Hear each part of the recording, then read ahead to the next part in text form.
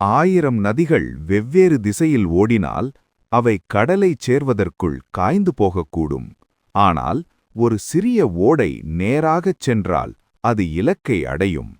ஒரு ஹாஸ்டலில் தினமும் ஒரே உணவு, உப்புமா. காலை உப்புமா, மாலை உப்புமா, மறுநாள் மீண்டும் உப்புமா. கிட்டத்தட்ட எல்லாருக்கும் அது பிடிக்காது. அவர்கள் அறையில் புலம்பினார்கள், நண்பர்களிடம் குறை சொன்னார்கள்.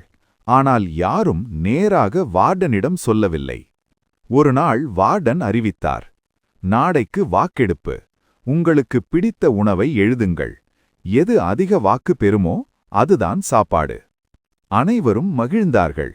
இப்போது மாற்றம் நிச்சயம் என்று நினைத்தார்கள். மறுநாள் வாக்கெடுப்பு நடந்தது. சிலர் தோசை எழுதினர், சிலர் பிரியாணி எழுதினர், சிலர் சப்பாத்தி எழுதினர், சிலர் ஃப்ரைட் ரைஸ் எழுதினர், சிலர் நூடுல்ஸ் எழுதினர். 80% பேர் வேறு வேறு உணவுகளை தேர்வு செய்தார்கள். ஆனால் 20% பேர் மட்டும் உப்புமா என்று எழுதினர். மாலையின் முடிவு அறிவிக்கப்பட்டது. இன்றைய உணவு உப்புமா. அனைவரும் அதிர்ச்சி அடைந்தார்கள். எப்படி சார், நாங்க எல்லாம் வேற உணவு கேட்டோம்.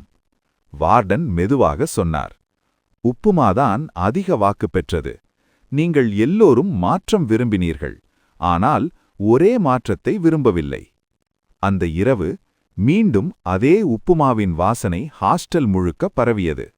யாரும் பேசவில்லை. அவர்கள் சாப்பிட்டது உப்புமா மட்டுமில்லை, தங்களுடைய தோல்வியையும். அவர்கள் தட்டில் விழுந்த உப்புமா வெறும் உணவல்ல, அது ஒரு எச்சரிக்கை. பிரிந்து கிடக்கும் சிங்கம் ஒன்று சேர்ந்த எறும்புகளுக்கு இரைதான். சில நேரங்களில் மாற்றம் வராததற்கு காரணம் அதிகாரமில்லை, வாய்ப்பில்லை, அதிர்ஷ்டமில்லை, ஒற்றுமை இல்லாததுதான்.